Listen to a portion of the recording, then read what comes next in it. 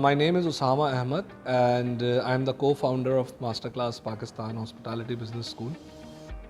And I started my career from in the advertising industry. I used to look after strategy department and overall communication for different brands. And my core forte was developing strategies and communication for different brands I used to work for. Master class की story जो है बहुत interesting है. बात ये है कि हमने जब मैं एडवर्टाइजिंग इंडस्ट्री को जब खैराबाद कह रहा था, वो भी इस वजह से कि my family requested me to support their business. तो जब मैंने उनको ज्वाइन किया तो जब मैं वहाँ गया तो ज़ाहिर है हमने सोचा कि हम रेस्टोरेंट कंसल्टेंसी करते हैं, तो हमने कुछ रेस्टोरेंट कंसल्टेंसीज़ वगैरह करी.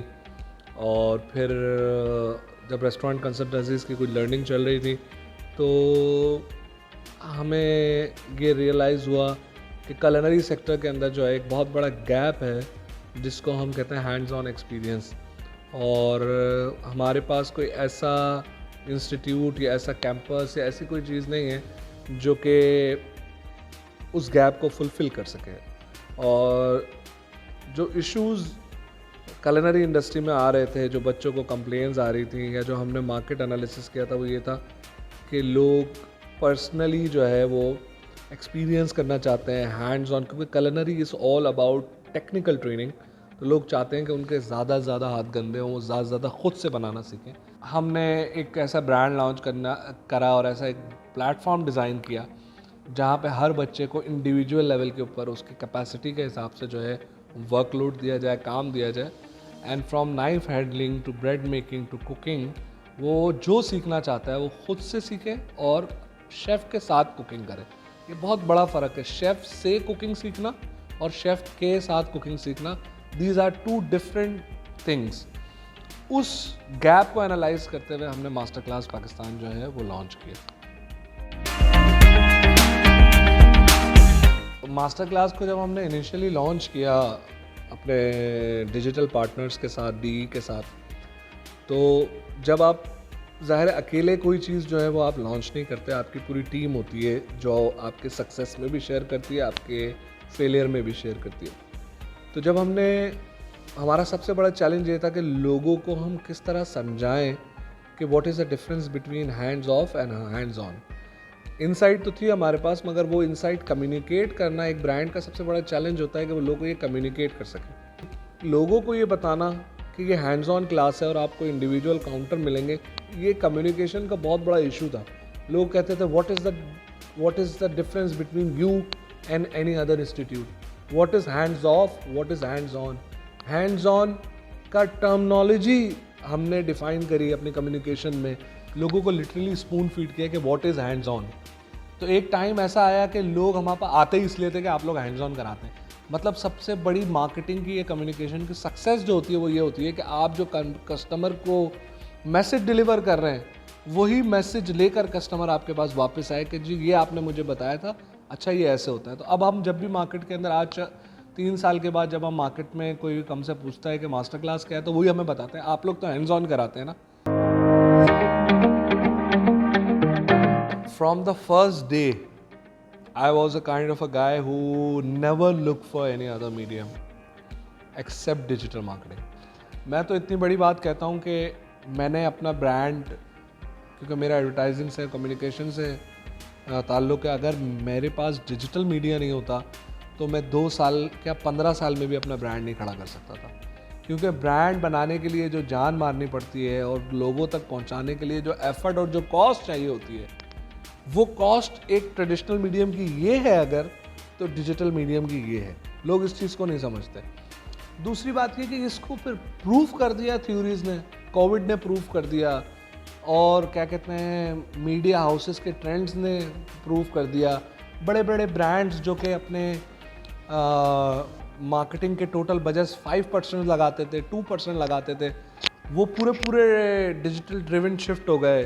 From Unilever to any other, you name it, any brand you name it, and you can see that के how heavily they are spending on digital media. तो डेफिनेटली मैं कहता हूँ आप किसी भी ब्रांड को, किसी भी प्रोडक्ट को, किसी भी कमोडिटी को, किसी भी सर्विस को आप with in 1 to 2 year progressively अगर लेके चलें तो you can turn it into a brand. मुझे मास्टर क्लास की कैंपेन्स याद पड़ती हैं, उनमें 2-3 बड़े अच्छे इंटरेस्टिंग वाक़यात हैं। एक तो ये कि हमने जब एक नया आईफोन लॉन्च हुआ था, तीन आँखों वाला, तो ये वाला आईफोन, तो we did a very interesting campaign where we put these into burners and we put a very catchy line, so people really like the concept.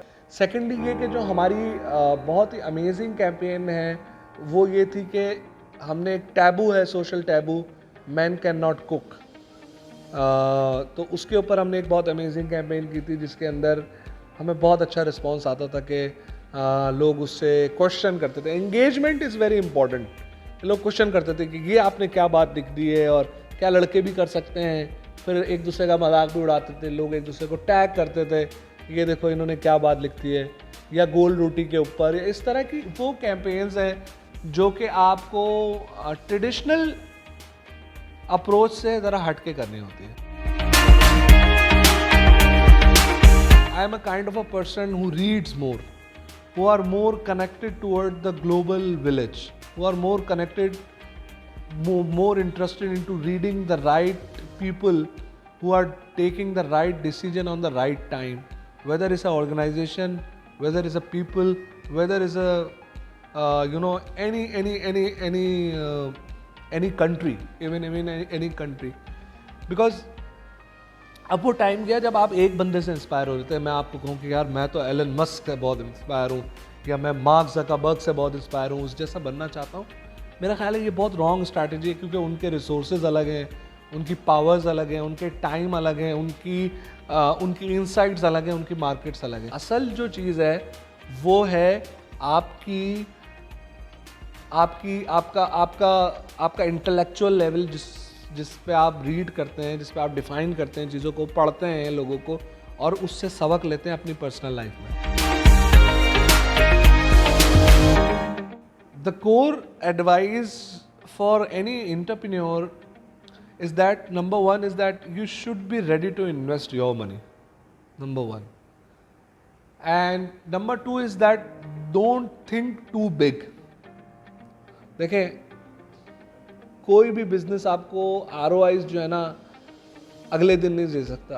अगर आप US की बात करते हैं, बड़े कंट्रीज़ की बात करते हैं, why they are the great nation, because they are always ready to invest. They talk about the ideas. बड़ी बड़ी महफिलों में उनकी ये बातें होती हैं कि फ़लाने बंदे ने ये आइडिया दिया है। वो पार्टीज़ में भी ये बात करते हैं और उन्हीं पार्टीज़ के अंदर, उन्हीं दावतों के अंदर, उन्हीं महफिलों के अंदर उन्हें इन्वेस्टर भी मिल जाता है, उन्हें ROIs कैलकुलेशन भी हो जाती है और 5-5, 10-10 साल के प्लान्स के ऊपर काम भी हो रहे होते हैं और उनको कोई इशू नहीं होता। हमारे यहाँ प्रॉब्लम ये है कि हमारे यहाँ एंटरप्रेन्योर भी ये सोचता है कि शॉर्ट टर्म में मैं पैसे कैसे कमा लूँ, और इन्वेस्टर भी ये सोचता है कि मुझे कल बता दो क्या मिलेगा, या साल में बता दो, या 8 महीने में बता दो, भाई बना के क्या दोगे। तो डिजिटल इकोनॉमी अब जो शुरू हो गई है, बनते होंगे, देखिए बहुत सारे बिजनेसेस होते हैं जिनका आप पढ़ते हैं कि ये रातों रात अमीर हो गए, मगर आपको ये नहीं आइडिया कि बहुत सारे बिजनेसेस ऐसे भी हैं जिनको 10-10 साल लग गए और उसके बाद उन्होंने कितनी ग्रोथ करी।